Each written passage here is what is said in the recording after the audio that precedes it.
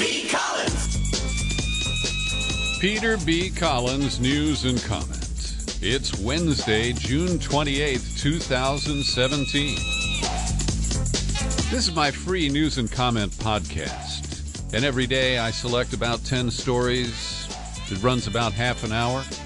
These are the stories I think are most important in the news today.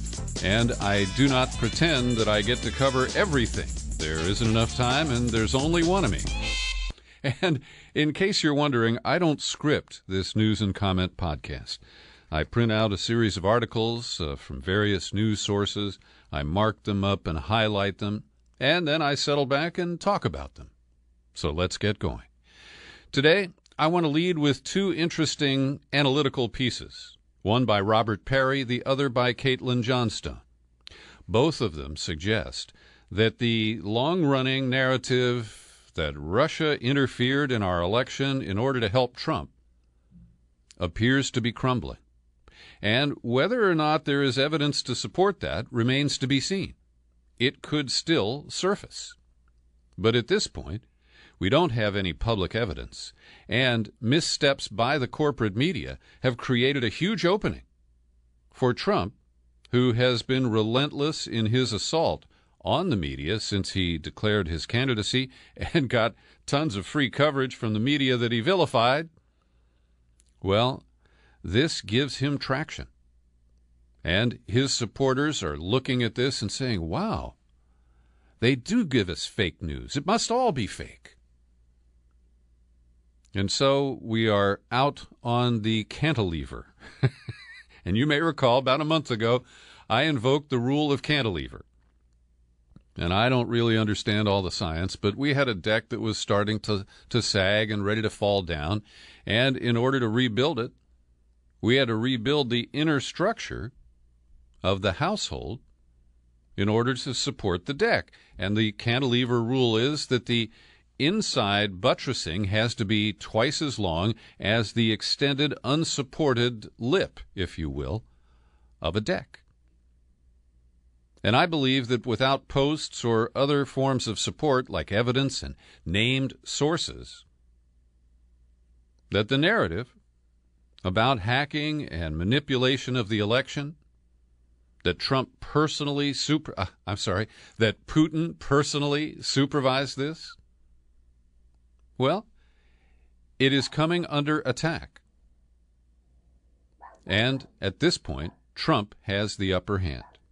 I'm linking to Bob Perry's lengthy and interesting analysis, headlined, Russiagate is no Watergate or Iran-Contra.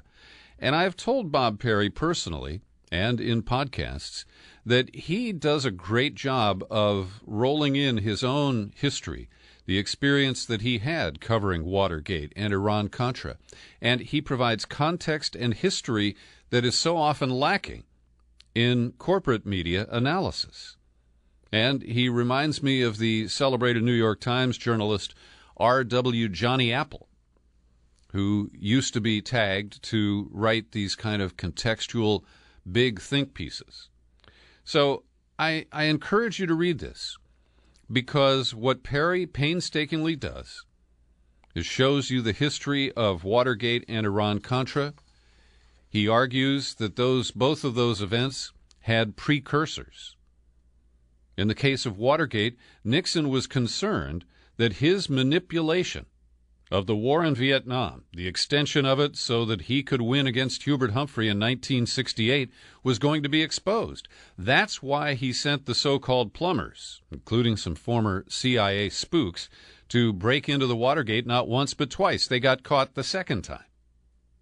Likewise, with Ronald Reagan and Iran-Contra, the precursor was the October surprise, the 1980 acts of treason.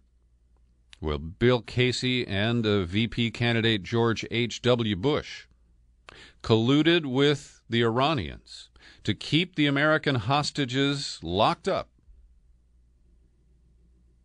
until the election was over and Reagan was the winner. And after Reagan won, we saw the payoff on Inauguration Day as the hostages in Tehran were on a flight back to the United States at the very moment that Reagan was taking the oath of office and we saw that with a split screen.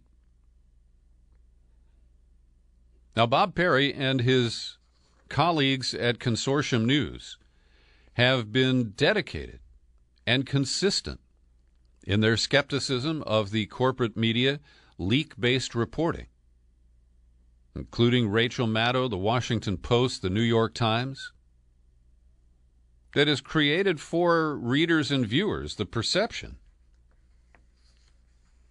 that Russia controlled our election or was able to influence it to a degree that it gave us Trump instead of Hillary.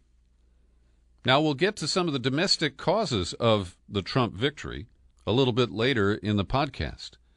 But I want to turn to Caitlin Johnstone. She, I believe, is Australian by birth. I've been reading her just for 4 or 5 months now. She publishes at Medium.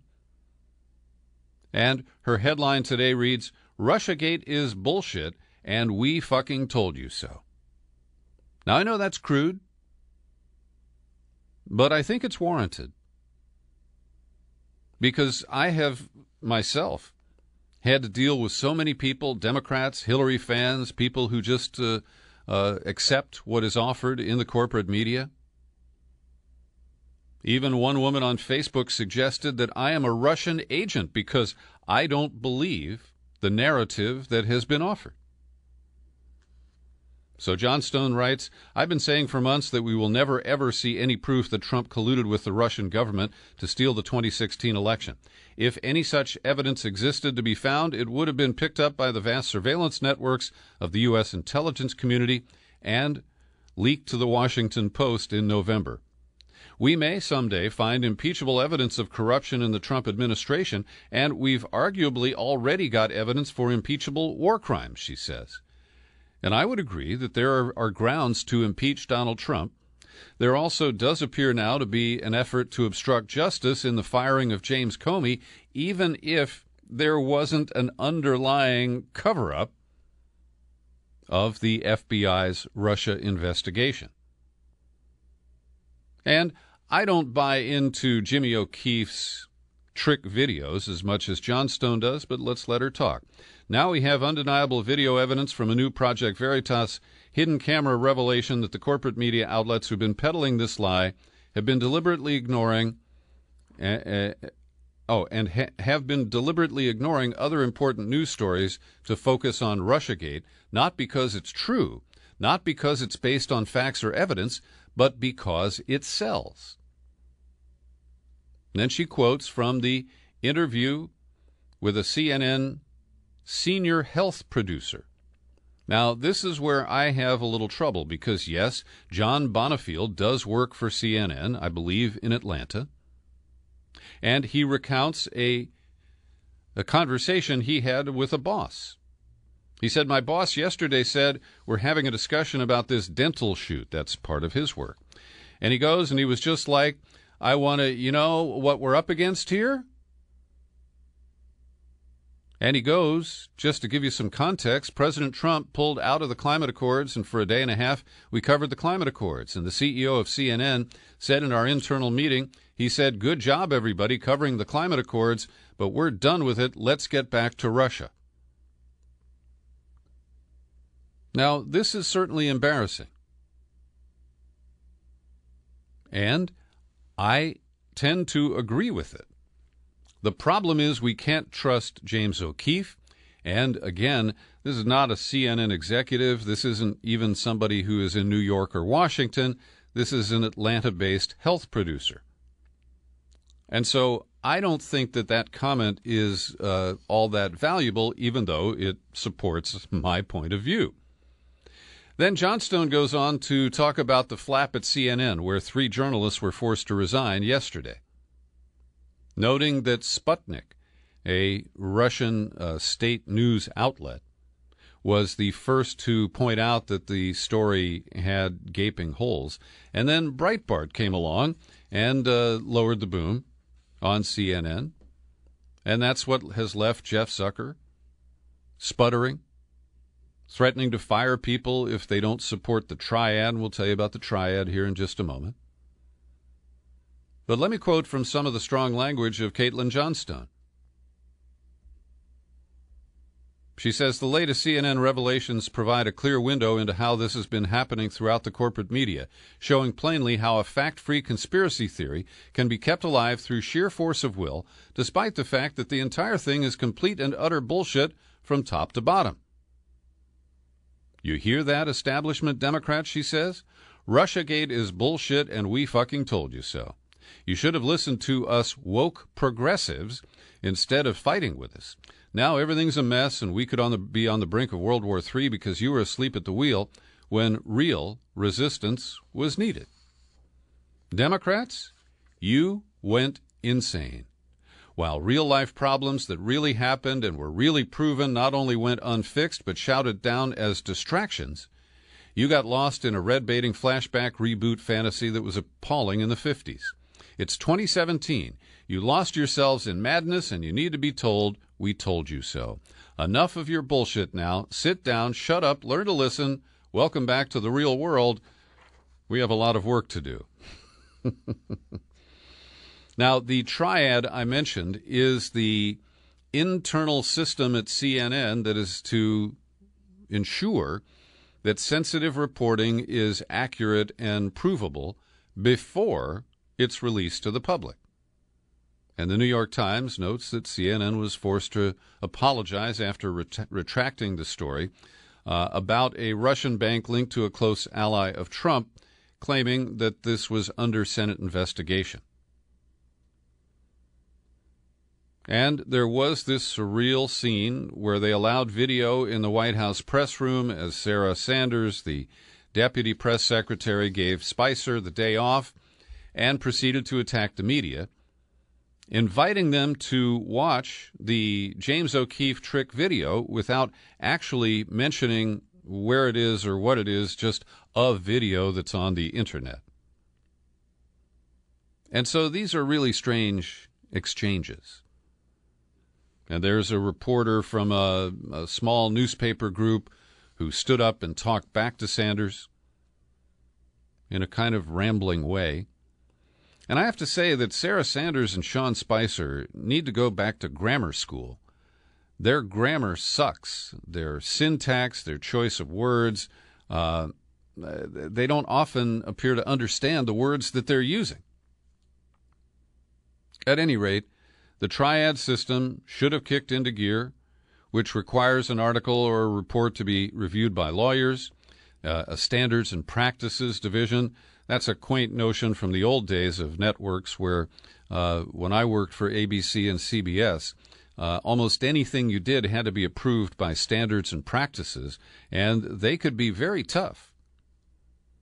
They were the real censors in network media. Anyway, this then the third check of it is that an editorial team known collectively as the Row does fact-checking and approves anonymous sources, and apparently that leads to the term row being used as a verb at CNN, as in the story has been rowed, so we can go ahead and publish it. Now, Zucker has been very upset about this. He said, our reputation is everything. That's our currency. That's why we have processes in place. And if you don't follow those procedures, you don't work here, period. But this is not the first episode of false reporting by CNN.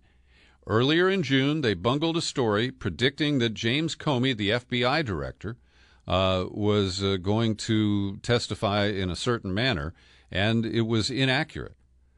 Now, I don't know why they put a predictive report on, but that's often the case where when you think you've got something first, you go without fully checking it out. I also want to recommend that you read Caitlin Johnstone's Big Fat Compendium of Russiagate Debunkery. I have linked to that and her article today in the show file for the podcast at peterbcollins.com. Sarah Palin, John McCain's ill-fated running mate from 2008, is piling on.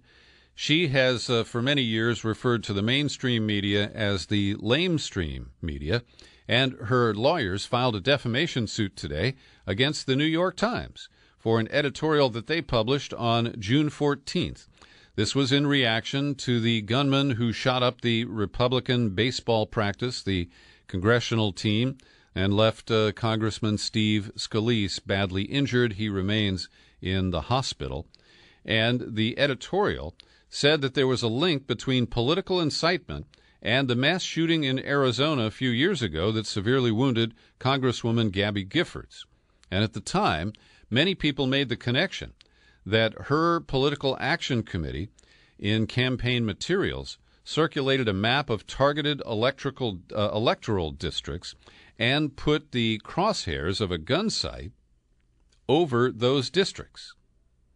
And I remember it at the time. It was considered pretty outrageous, and many people thought that that may have triggered the unbalanced individual who took a gun to a town hall meeting in a supermarket parking lot and opened fire, wounding Giffords and many others. So this is something that will play out in the courts. But when you put all this together, Trump and the Republicans now have the advantage. They've got the corporate media back on its heels with, conceded errors, particularly in the case of CNN. And, of course, they will lie about this and exaggerate it. And even when these outlets have published accurate information about Trump's lies, about so many other things, Trump and his allies will be able to dismiss this. And you and I may not believe the dismissals, but too many people, including those who voted for Trump, will lap it up. And here's the real issue that gets lost in all of this, because the Democrats have shifted the focus to Russia, claiming that the only thing that caused Hillary to lose last year was Russian intervention and the hacking and the WikiLeaks release of emails. And I don't believe that's true.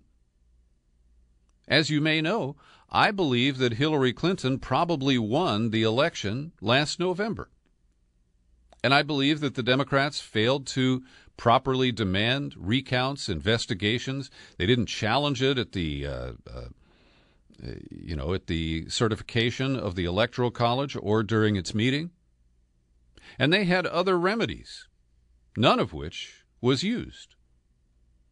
And now we see, following up on the successful voter suppression that was used against Democratic voters last year, Republican lawmakers in 31 states have introduced at least 99 bills to restrict access to registration and voting since the beginning of this year. They're on a roll. Chris Kobach, the Kansas Secretary of State, who devised the cross-check list that Greg Palast has exposed, he and his cronies are now thinking up new ways to limit voter participation, particularly by those inclined to vote Democratic.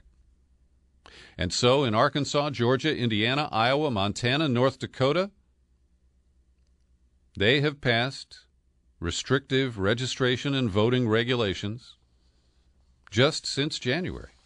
And we have this problem, if you will, that Democrats ignore, because it forces them to confront their losses and their failures. But there's some 30 states where there exists what's called a trifecta. It's one-party rule, both houses of the legislature and the governor's mansion controlled by Republicans. And in many cases, they have supermajorities that allow them to pass these laws even after they have been overturned by the courts. Well, then they just pass them again. Make a few tweaks, and hope that this suppression law may be more constitutional than the last. And when we look at the array of tactics that were used, I believe that the margin of loss to Hillary Clinton can be found in the gaming of election laws used by Republicans very effectively last year. And, of course, Trump talks about voter fraud, which is virtually non-existent. The most credible study between 2000 and 2014 shows only 31 credible incidents of voter fraud. And yet the photo ID laws and all of these other hurdles are being put in place for people to exercise the franchise to vote. And to me, we should be looking at those suspects before we put all this time and energy into blaming Russia and Putin. And by the way, this is not to say that Putin is a saint, that Russia didn't do anything. I believe they attempt to hack us all the time. But we don't have evidence that that resulted in tipping the election to Trump. And that is the consistent narrative that has been jammed down our throats over the last many months. The New York Times hasn't given up on Trump-Russia. They're exposing that Paul Manafort, who served for, 3 or 4 months as Trump's campaign manager, we learned that he didn't even get paid for it. He got forced out last August. And he has now filed, just a few years too late, the required disclosures that his consulting firm had received more than $17 million from a Ukrainian political party with links to the Kremlin. Now, I don't believe this is illegal.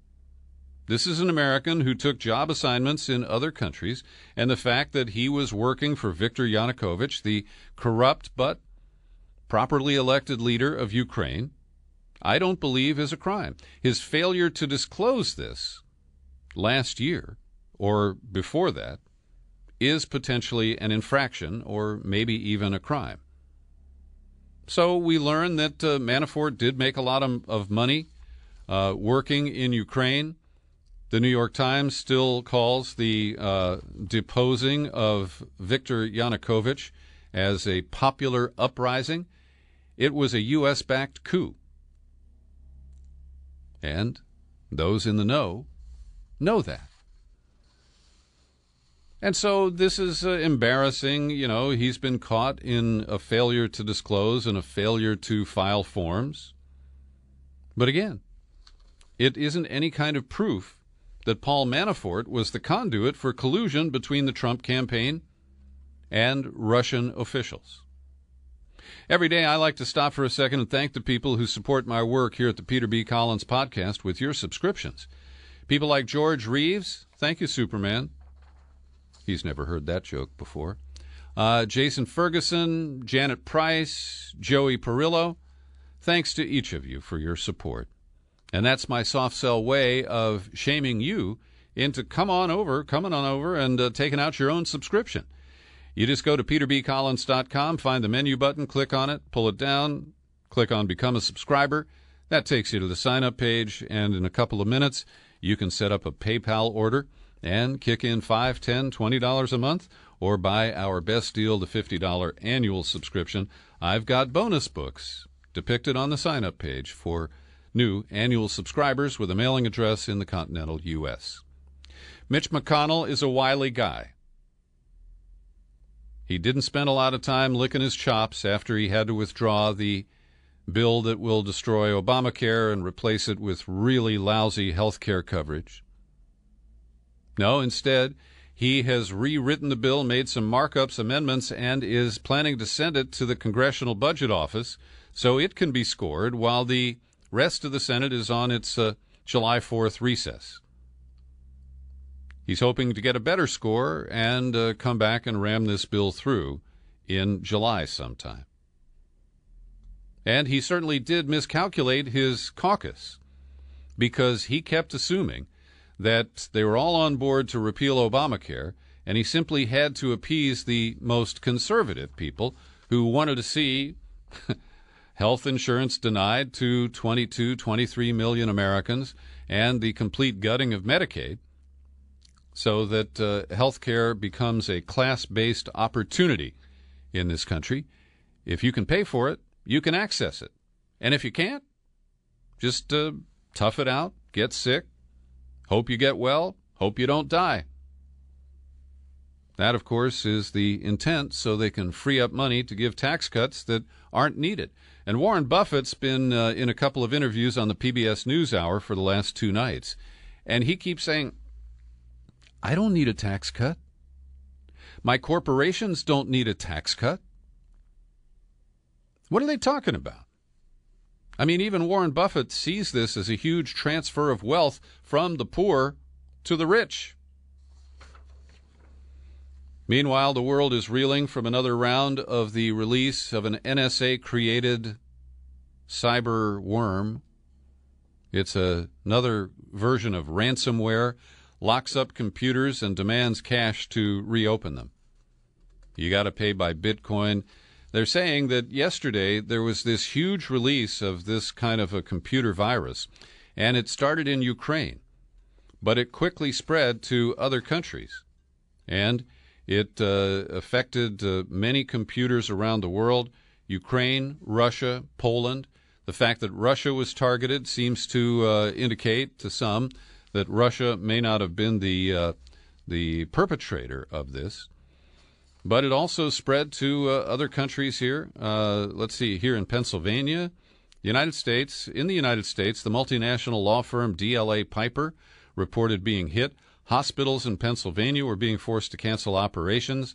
The Cadbury chocolate plant in Hobart, Tasmania, that's Australia, had to shut down because they had a global cyber incident. And, of course, this is malware created by the NSA for its aggressive, militarized hacking. And it was stolen by the shadow brokers. We don't know who they are. We don't know how it was released to them. But the NSA has an affirmative obligation to clean up this mess.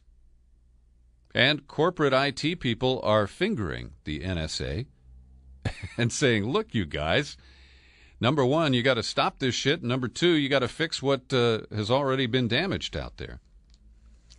I'm pleased to see that 3 cops in Chicago were charged in their efforts to cover up the shooting death of Laquan McDonald, a black teenager who was shot on the streets in October of 2014. The 3 officers were indicted on state felony counts of conspiracy, official misconduct, and obstruction of justice. Jason Van Dyke, the cop who actually shot Laquan, despite the fact that he was running away, he was not threatening the officers. He had allegedly been using a knife, but it's not visible in the video. And Van Dyke kept shooting McDonald, even as he was not a threat and as he fell to the ground. So this underscores my biggest issue with cops in America.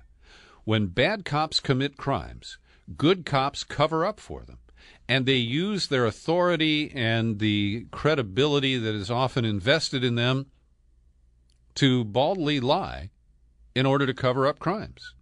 And this is a very serious issue. It goes on every day in this country, and it took Chicago too long. Rahm Emanuel enabled the cover-up, but justice is finally being addressed. Now, here's a tough one that I'm going to illustrate with a personal case. On Monday, the U.S. Supreme Court issued a ruling against a Texas death row inmate who claimed that his lawyer had failed to represent him properly. This is a common claim. It's called ineffective assistance of counsel. It is one of the most common arguments to overturn a conviction and win a new trial. And it's fair to say that people who wind up on death row get bad lawyers to begin with. They're often indigent, and they're assigned public defenders. Then they get a lawyer for their appeal, often an underpaid. Here in California, it's called the California Appellate Project. And then they have appeals of their appeals. And let me specifically give you this example. I have a friend who is on death row at San Quentin, not far from my secret studio. His name is James Anderson. And it's a small world story. He grew up in Cincinnati, just about 2 miles from where I grew up. We're the same age. We have quite a bit in common, except he's black and I'm not. And James Anderson claims that he's innocent of the 2 murder convictions that put him on death row.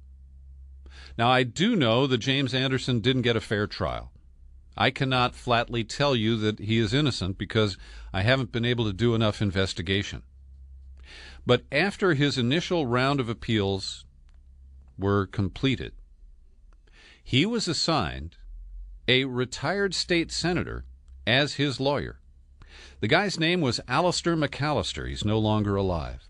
McAllister, when he was in the legislature, wrote the bill to reinstate the death penalty in California.